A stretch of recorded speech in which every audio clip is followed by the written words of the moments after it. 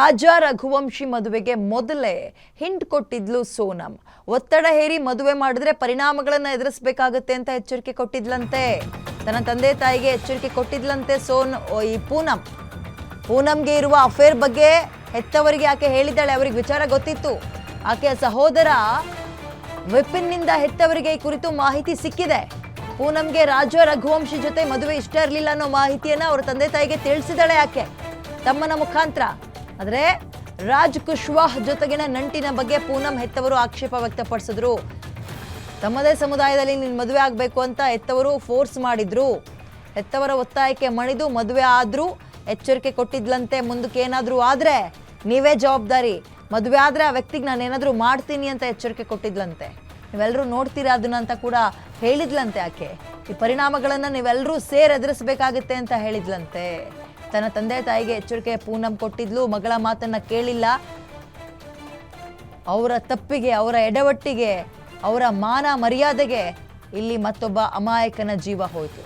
ಮದುವೆ ಆದ್ಮೇಲಾದ್ರೂ ಬೇಡ ಅಂದಿದ್ರೆ ಬೇರೆ ಏನಾದರೂ ಡಿಸಿಷನ್ ತಗೋಬೋದಿತ್ತು, ಹೋಗ್ಬೋದಿತ್ತು ಬಿಟ್ಟು. ಹಾಗೆ ಮಾಡಲಿಲ್ಲ.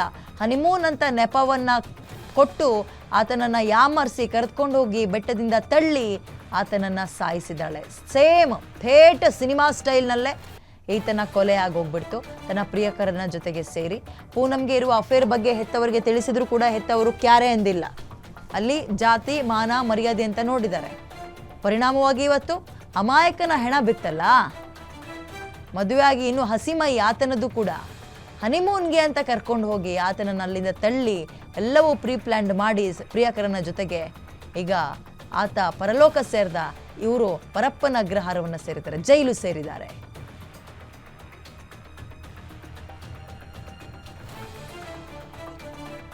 ರಾಜಾ ರಘುವಂಶಿ ಮದುವೆಗೆ ಸೋನಂ ಮೊದಲೇ ಹಿಂಟ್ ಕೊಟ್ಟಿದ್ಲಂತೆ.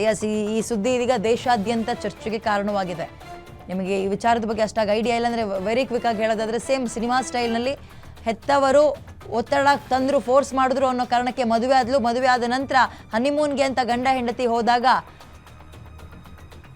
ಬೆಟ್ಟದ ಮೇಲಿಂದ ಆತನನ್ನ ತಳ್ಳಿ, ಪ್ರಿಯಕರನ ಜೊತೆಗೆ ಪ್ರೀ ಪ್ಲಾನ್ ಮಾಡಿ ಆತನನ್ನ ತಳ್ಳಿ ಕೊಲೆ ಮಾಡಿದ್ದಾರೆ. ಸುದ್ದಿ ತಿಳಿತು. ಈಗ ಆಕೆ ಒಂದು ಜೈಲಲ್ಲೂ ಕೂಡ ಇದ್ದಾಳೆ. ಬಟ್ ಪೋಷಕರಿಗೆ ಗೊತ್ತಿತ್ತಂತೆ. ಹಾಗಾದ್ರೆ ತಪ್ಪು ಯಾರದ್ದು? ಆ ಹುಡುಗಿದ್ದ ಪೋಷಕರದ್ದ? ಪೋಷಕರು ಕೂಡ ಶಾಮೀಲಾದಂಗೆ ಆಗುತ್ತಲ್ವಾ ಈ ಘನಘೋರ ಅನ್ಯಾಯದಲ್ಲಿ.